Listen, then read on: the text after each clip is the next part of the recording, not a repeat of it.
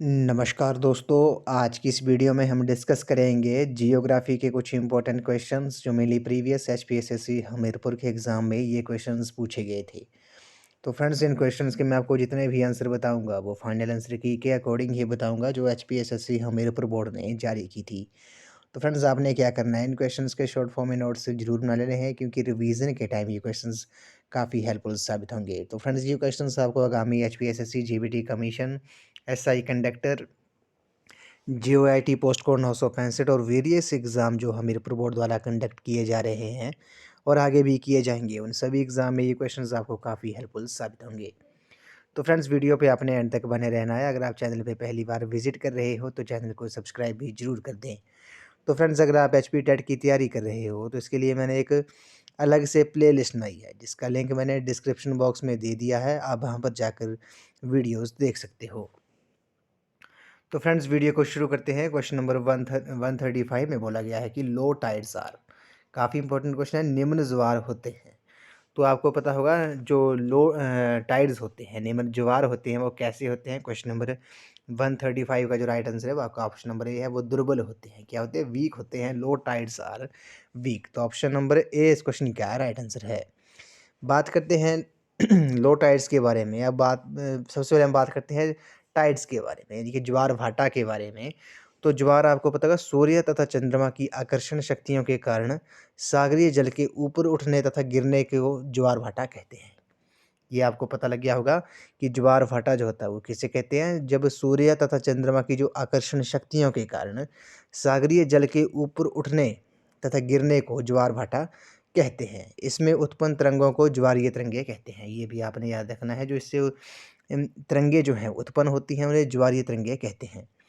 सागरीय जल के ऊपर उठकर तट की ओर बढ़ने को ज्वार यानी कि टाइड तथा उसमें निर्मित उच्च जल तल को उच्च ज्वार हाई टाइड तथा सागरीय जल के नीचे गिरकर सागर की ओर पीछे लौटने को भाटा तथा उसमें निर्मित निम्न जल को निम्न ज्वार कहते हैं, लो टाइड कहते हैं। ये भी आपने याद रखना है। लो टाइड किसे कहते हैं?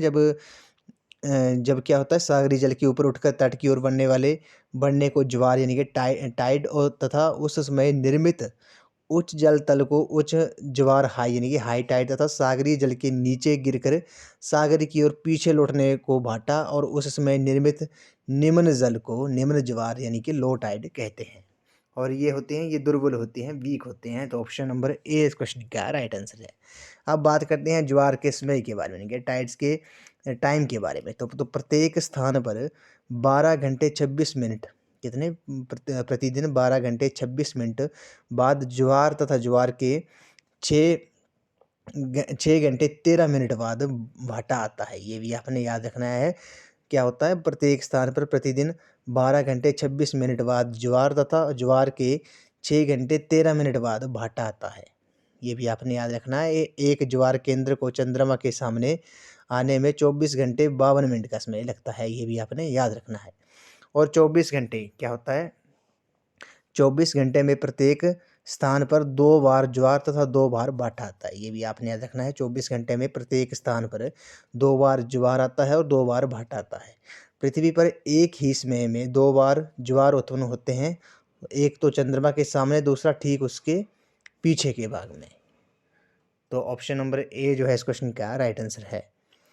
और बात करते हैं उसके बाद बात करते हैं हम दीर्घ ज्वार के बारे में। तो पूर्णिमा एवं अमावस्या के दिन दीर्घ ज्वार जो होता है स्प्रिंग टाइड की उत्पत्ति होती है। दीर्घ ज्वार जो होते हैं स्प्रिंग टाइड जो होते हैं वो पूर्णिमा या अमावस्या के दिन उत्पत्ति होती है इसकी, क्योंकि इस दिन सूर्य, चंद्रमा और पृथ्वी तीनों एक सीध में होते हैं। क्या होते हैं? क्यों इस दिन सूर्य, चंद्रमा और पृथ्वी जो होते हैं वो तीनों एक सीध में होते हैं। उसके बाद बात करते हैं लघु ज्वार के बारे में।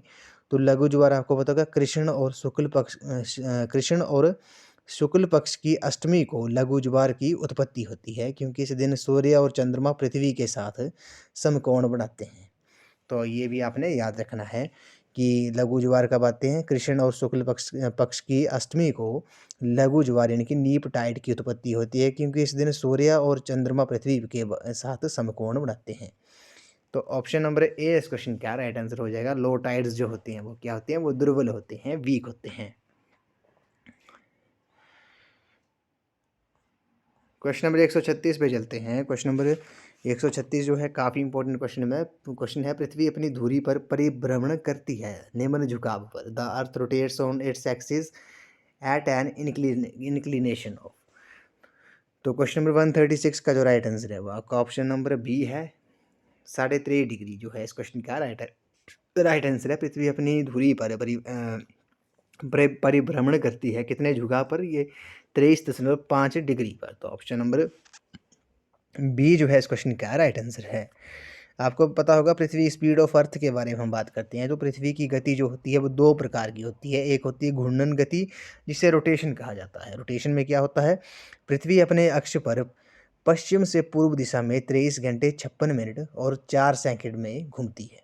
क्या करती है? पृथ्वी अपने अक्ष पर पश्चिम से पूर्व दिशा में 23 घंटे 56 मिनट और 4 सेकंड में घूमती है। इसे पृथ्वी की घूर्णन गति कहा जाता है। इसे परिभ्रमण दैनिक गति भी कहते हैं।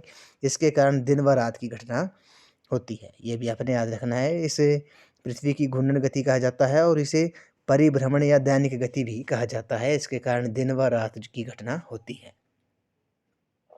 और बात करते हैं दूसरी गति होती है परिक्रमण या वार्षिक गति। रेवोल्यूशन जो है परिक्रमण या वार्षिक गति में क्या होता है? पृथ्वी को सूर्य की परिक्रमा करने में अर्थात अपनी कक्षा का चक्कर लगाने में 365 दिन 5 घंटे तथा 48 मिनट लगते हैं। पृथ्वी की इस गति को परिक्रमण गति या वार्षिक गति कहते हैं।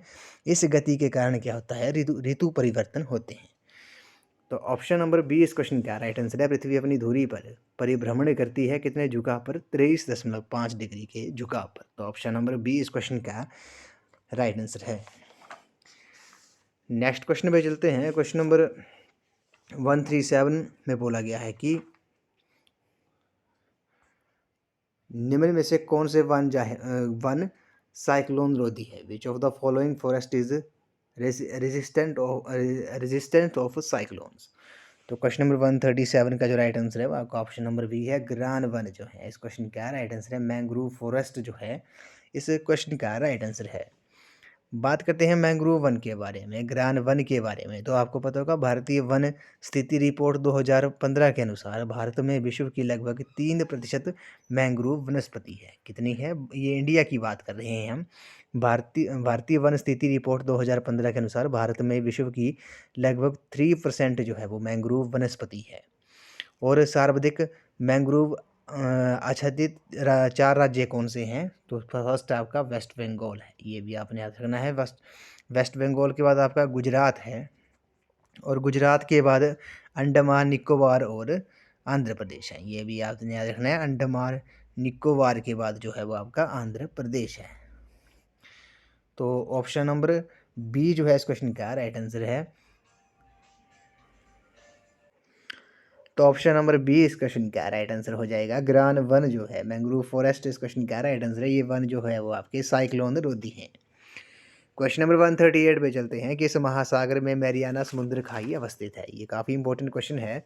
Mariana trench is located in which ocean? काफ़ी इंपॉर्टेंट क्वेश्चन है। क्वेश्चन नंबर 138 का जो राइट आंसर है वो आपका ऑप्शन नंबर बी है।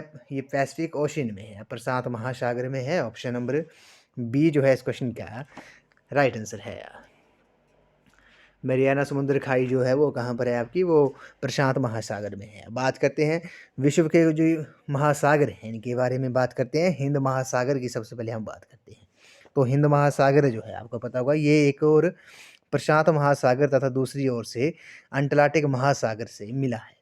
ये अर्ध महासागर भी कहा जाता है। इसे क्या कहा जाता है? इसे हिंद महासागर को अर्ध महासागर भी कहा जाता है। इसके जावा के दक्षिण में सुंडा गर्त तथा डायमंटीना गर्त पाया जाता है। हिंद महासागर का सबसे बड़ा जो द्वीप है वो कौन सा है? वो मेडागास्कर है। ये भी आपने याद रखना है। उसके बाद बात करते हैं प्रशांत महासागर के बारे में।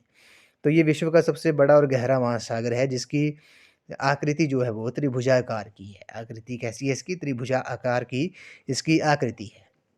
ये पृथ्वी के 1/3 भाग पर फैला हुआ है और विश्व की जो सबसे बड़ी गहरी गर्त है मरियाना गर्त जो है मरियाना ट्रेंच जो है वो यहीं पर स्थित है। ये भी आपने याद रखना है। उसके बाद बात करते हैं अटलांटिक महासागर के बारे में। तो अटलांटिक महासागर में आपको पता होगा सारगेस सागर उत्तरी अटलांटिक महासागर में स्थित है, जहाँ शांति तथा गतिहीन जल पाया जाता है। शांति और गतिहीन जल पाया जाता है। इसकी आकृति जो है वो एश आकार के सदृश से है। जो अटलांटिक महासागर है, इसकी आकृति जो है वो कैसी है, वो एश आकार के सदृश से है। इसके पश्चिम में उत्तरी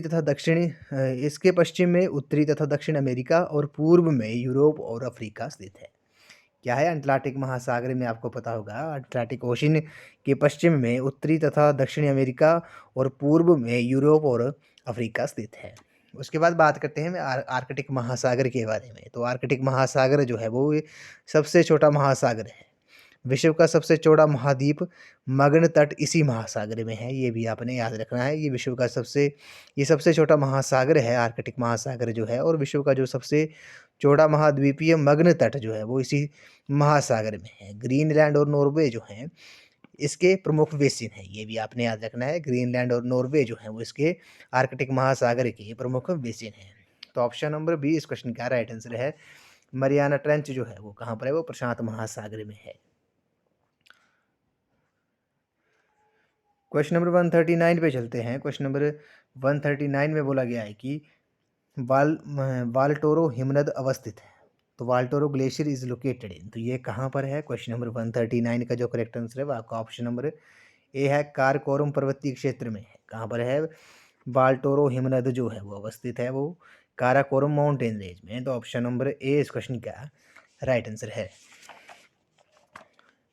इस वीडियो का ये लास्ट क्वेश्चन है। इसमें बोला गया है कि कौन सी नदी भारत देश से बाहर बहती है, which rivers flows out of Indian country. तो कौन सी नदी जो है भारत देश से बाहर बहती है। क्वेश्चन नंबर 140 का जो राइट आंसर है वो आपका ऑप्शन नंबर डी है, ब्रह्मपुत्र जो है इस क्वेश्चन का राइट आंसर है। ब्रह्मपुत्र जो नदी है वो भारत देश से बाहर बहती है। तो ऑप्शन नंबर डी जो है इस क्वेश्चन का राइट आंसर है। बात करते हैं ब्रह्मपुत्र नदी के बारे में। तो आपको पता होगा जो ब्रह्मपुत्र नदी है वो बांग्लादेश में गंगा तथा ब्रह्मपुत्र के संयुक्त प्रवाह को पद्मा कहते हैं। क्या होता है, बांग्लादेश में गंगा तथा ब्रह्मपुत्र के संयुक्त प्रवाह को पद्मा कहते हैं। तिब्बत में इसका नाम जो है वो सांगपो है, और भारत में प्रवेश करने पर अरुणाचल प्रदेश में दिहांग है। असम में इसे ब्रह्मपुत्र कहा जाता है, और बांग्लादेश में क्या कहा जाता है, जमुना कहा जाता है। ये भी आपने याद रखना है। बांग्लादेश में ब्रह्मपुत्र को क्या कहा जाता है, जमुना कहा जाता है, और गंगा को पद्मा कहा जाता है। ये भी आपने याद रखना है। उसके बाद हम बात करते हैं गंगा नदी के बारे में। तो गंगा नदी के बारे में बात करते हैं तो आपको पता होगा जो गंगा है वो भारत की राष्ट्रीय नदी है। ये इसका जो उद्गम स्थान है वो कहाँ से है, वो गंगोत्री के पास गोमुख हिमानी जो समुद्र तल से 5165 मीटर ऊंचाई पर है। और इसका जो संगम है वो कहाँ होता है, मुहाना कहाँ है, वो बंगाल की खाड़ी में होता है। ये भी आपने याद रखना है। उसके बाद हम बात करते हैं कोसी नदी के बारे में। तो कोसी नदी के बारे में बात करते हैं। आपको पता होगा,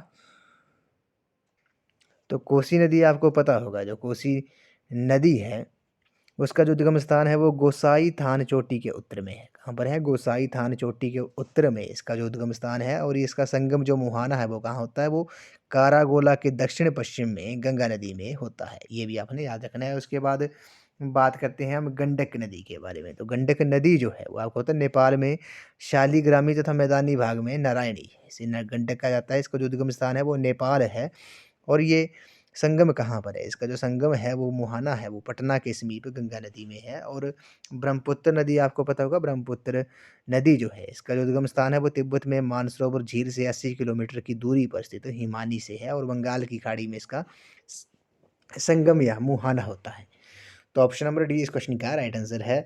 ये ब्रह्मपुत्र नदी जो है वो भारत देश से बाहर बहती है। तो ऑप्शन नंबर डी इस क्वेश्चन का करेक्ट आंसर है। तो फ्रेंड्स आज की इस वीडियो में बस इतना ही। आज हमने जियोग्राफी के कुछ इंपॉर्टेंट क्वेश्चन डिस्कस किए जो प्रीवियस HPSSC हमीरपुर के एग्जाम में ये क्वेश्चंस पूछे गए थे। तो फ्रेंड्स इन क्वेश्चंस के मैंने आपको जितने भी आंसर बताए वो फाइनल आंसर की के अकॉर्डिंग ही बताए हैं जो हमीरपुर बोर्ड ने जारी की थी। तो फ्रेंड्स आपने क्या करना है, इन क्वेश्चंस के शॉर्ट फॉर्म में नोट्स जरूर बना लेने हैं, क्योंकि रिवीजन के टाइम ये क्वेश्चंस आपको काफ़ी हेल्पफुल साबित होंगे।